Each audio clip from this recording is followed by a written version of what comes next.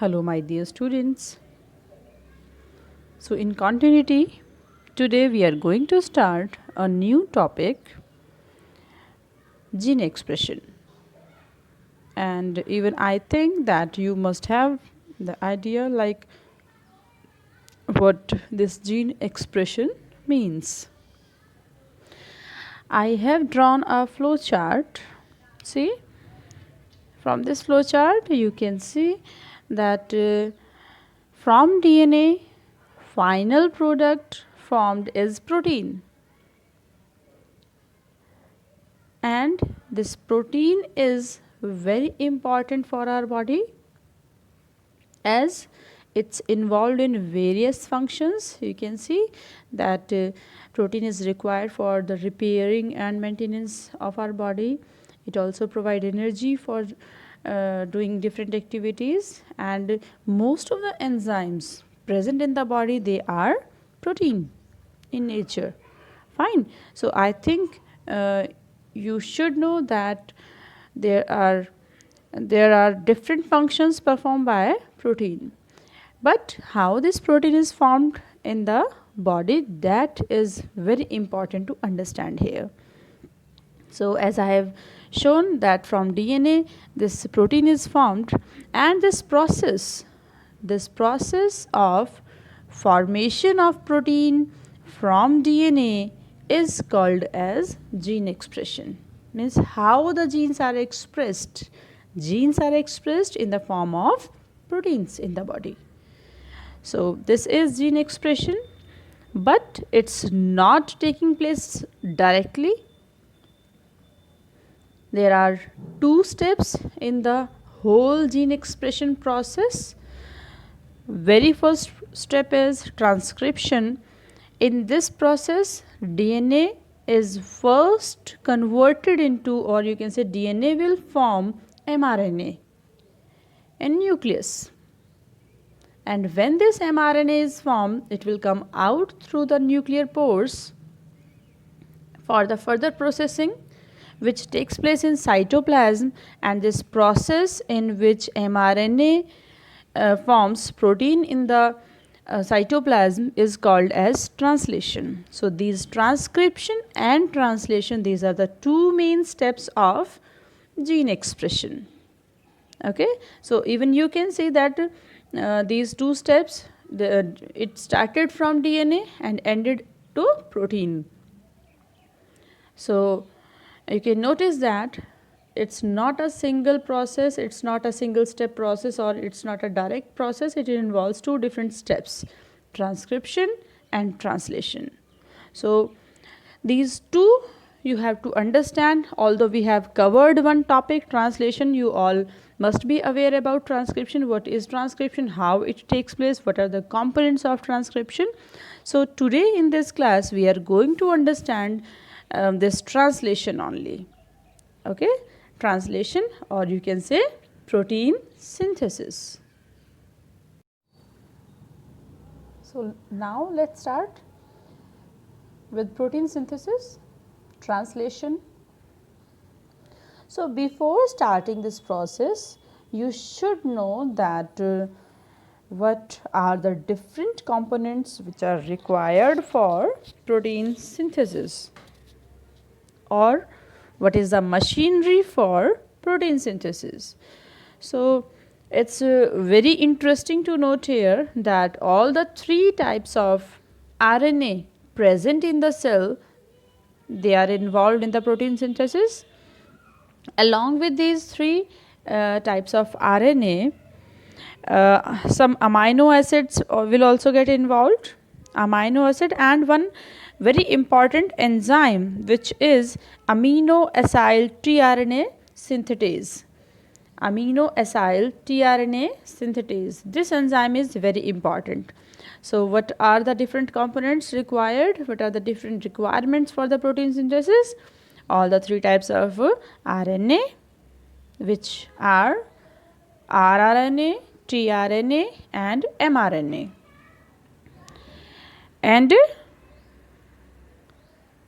amino acids along with this enzyme amino acyl tRNA synthetase. So what all these do? You should know that the very first ribosome is the site of protein synthesis. We all are aware about it, that ribosomes help in protein synthesis. tRNA, this tRNA brings the desired amino acid, okay, and read the genetic information and places the amino acid at a proper place. And mRNA actually that is bringing the information, okay, which will be disclosed by this tRNA. So RNAs are formed over DNA during transcription, while the protein synthesis occur in the cytoplasm. We have already discussed it, but why these two processes, transcription and translation, they takes place at different sites? There is again a reason behind it, because it prevents the intermixing of raw materials. Means raw materials needed for these two processes will not get mixed together.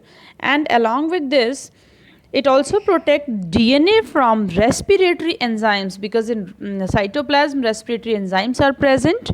So DNA gets protected from respiratory enzymes, and ribosomal machinery also getting protected from nucleases, because ribosomal machinery, these all the three types of ribosomes, these are also all the ribosomes present in the cytoplasm, they are also getting protected from nucleases, because nucleases can digest them. Okay, so without wasting time, let's start with the processes. The very first process is, the very first step of this process is activation. Okay, so you should know that there are amino acids present in the cytoplasm. They keeps on floating here and there, but these amino acids, they are not present in active form. So first of all, these amino acids should get activated. So how they will get activated? You can see this reaction, that amino acid I have written, this is in active form of amino acid. This amino acid will get energy from energy carrier ATP molecule in the presence of enzyme. Which enzyme? This one, amino acyl tRNA synthetase. This enzyme will be utilized in the process of charging of, or you can say activation of amino acid.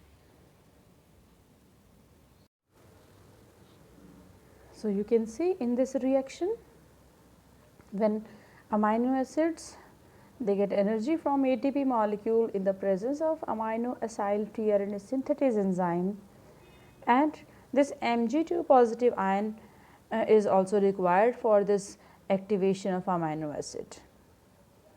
So what will happen in this process? This amino acid will get energized, and this compound is formed, which is called as amino acyl adenylate enzyme. Now this is called as amino acyl adenylate enzyme. This complex is formed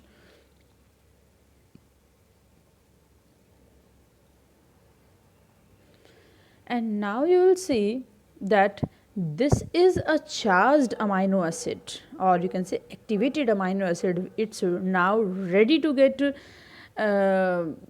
bonded with the tRNA, because if this amino acid is not charged, it's not activated, then it cannot get attached with the tRNA. But now after getting activated, it can get attached to tRNA.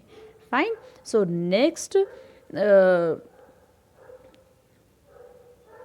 is charging or amino acylation of tRNA, means the attachment of this amino acid with tRNA. So you can see I have written the same complex here, amino acyl adenylate enzyme, and it get attached with the tRNA, and this complex will be formed. You can see this is a structure actually. that the tRNA, it's a tRNA, and this activated amino acid will get attached at the amino acid acceptor site of tRNA. So this way a charged tRNA is formed.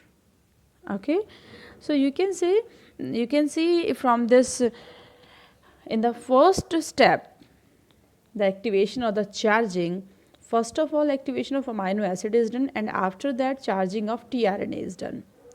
Okay, so the final product of first step will be a charged tRNA, highly charged tRNA, which is very active, which is quite reactive for getting involved in the protein synthesis. Now coming to the next step, which is initiation. You can see that initiation of protein synthesis. From this, the actual initiation of protein synthesis will be there. So in initiation, first of all, attachment of mRNA to smaller subunit of ribosome takes place. I hope you all know that there are two subunits of ribosomes. This is larger and this is smaller. In eukaryotic ribosome, this larger unit is of 60S and this smaller is of 40S. S stands for Swedberg or sedimentation coefficient. Fine. So in initiation, what will happen? Firstly, the mRNA will come from the nucleus. mRNA which came from nucleus, that will get attached to the smaller subunit. It will get lined up here, this way. Okay. So this is a reaction, and these all initiation processes are followed by some initiation factors. There are several initiation factors in eukaryotes and prokaryotes. Okay, so one of them I have mentioned here, initiation, eukaryotic initiation factor 2. There are many more initiation factor, but in this first step, this one is playing its role. So you can see 40S subunit of ribosome will get attached with mRNA, and they will form this 40S mRNA complex. Okay, in the same initiation, just after the attachment of mRNA to the 40S subunit, amino acyl tRNA is specific for initiation codon.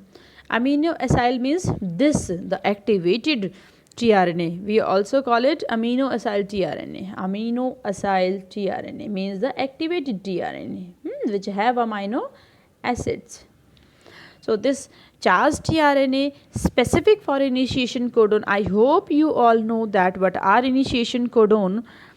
But you must have heard about one only, AUG, but there is one more initiation codon, that is valine, GUG. Code is GUG. These two are initiation codon. Okay, so you should know the respective tRNA. For AUG, the tRNA will be methionine tRNA, and for GUG, that tRNA will be valine. Okay, so these two are initiation codons. Now what will happen? These first of all, the tRNA attached tRNA which have initiation amino acids here, initiation codon. According to initiation codon, that amino acid will be attached here. Only that tRNA we require for the very first.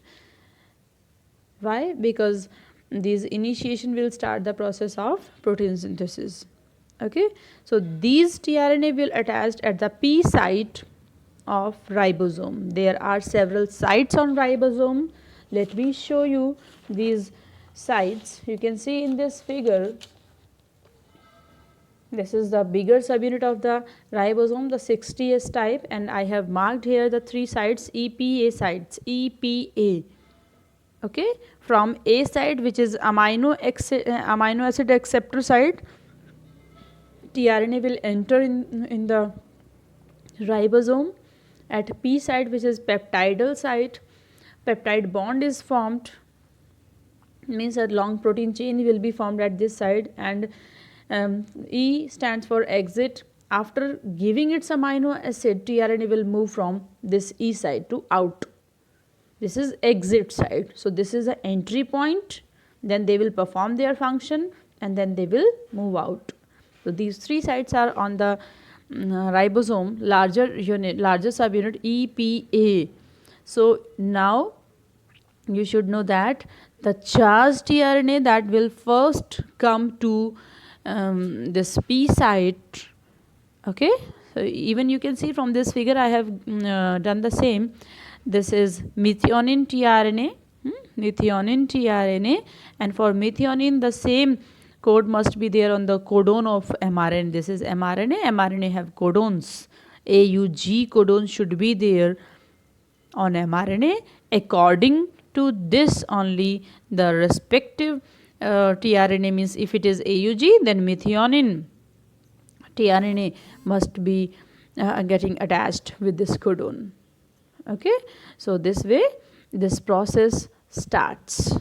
Coming back,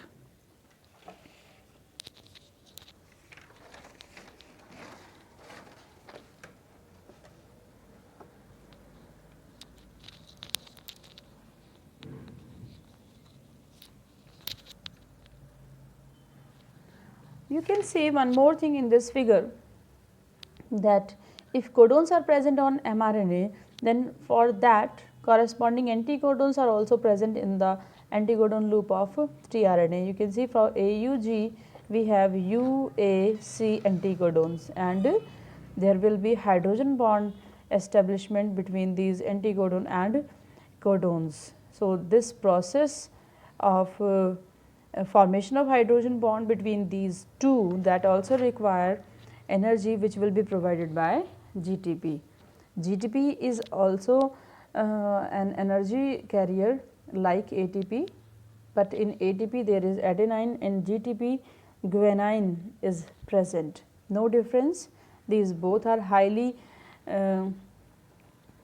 storing, they both stores energy in great amount. Fine. So in initiation, the last step you can see that 60S subunit, 60S means the bigger subunit of ribosome, that will now combine with 40S, because before protein synthesis these two units are separate, but when the cell gets the signal of protein synthesis, these two units will get combined. Okay. So this process of combination of 60S with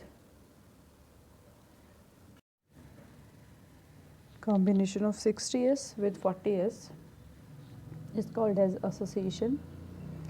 Now coming to the next step, which is elongation. In elongation, a polypeptide chain will be formed. So same way reaction takes place. You can see that after the first initiation codon, which already established the hydrogen bond with the anticodon, now next amino acid will come. Any amino acid can come which must be charged. So when the amino acid enters to the ribosomal unit, that will enter to A site. Okay, and now this A site amino acid should get moved to this. So for this movement, this site must be empty. So how this site will get empty? This amino acid will, this tRNA, after giving its amino acid methionine, it will move to E site. E means exit, and then the next amino acid can enter to P site. So this way movements takes place. This tRNA will move to this E site, and A site amino acid will move to the P site. So this way elongation goes on, and this process is catalyzed by an enzyme which is peptidal transferase. So this enzyme is required for the peptide bond formation between two amino acid, and this peptide bond is formed between CO of one amino acid with the NH group of another amino acid. So this way a peptide bond is formed. Just after the establishment of first peptide bond, the slipping of the freed tRNA to P means from P to E. When the tRNA shift from P side to E, this is called as translocation, and this translocation takes place in the presence of enzyme translocase. So, in elongation what happen? A peptide bond is formed. Okay. So, this way this process continues till a long chain is formed, and in the last we have termination step. In termination what will happen, as you all know that we have some terminator codons. Okay. So, presence of terminator codon is required to stop the process. So, you can see in termination what will happen. Polypeptide synthesis is terminated when a nonsense or stop codon of mRNA reaches to A site. There are 3 nonsense codon, UAA, UGA and UAG. Any of these 3 can stop this process. So, during termination the P site tRNA is hydrolyzed and the complete polypeptide chain is released. The fully formed polypeptide chain is released in the presence of GTP dependent release factors. The same way as we required some initiation factor for initiate the process, we also require some release factor to separate the polypeptide chain. So, the subunits also they get separated. This is called as dissociation, means you should remember that when the protein synthesis started, these 2 subunits got joined together, which is association, and in the last after termination of this protein synthesis, these 2 subunits will get separated. So, this separation of these subunit is called as dissociation. This dissociation also takes place in the presence of some dissociation factors. So, now what we have as a product of this process, we have a long polypeptide chain, but that protein chain is not ready for the usage. The newly formed protein is a linear structure which is called as a primary structure, and later on this structure will get changed into either secondary or tertiary depending upon the folds, how many folds it will get. Okay. So, this is all about protein synthesis. I hope you understood. Thank you.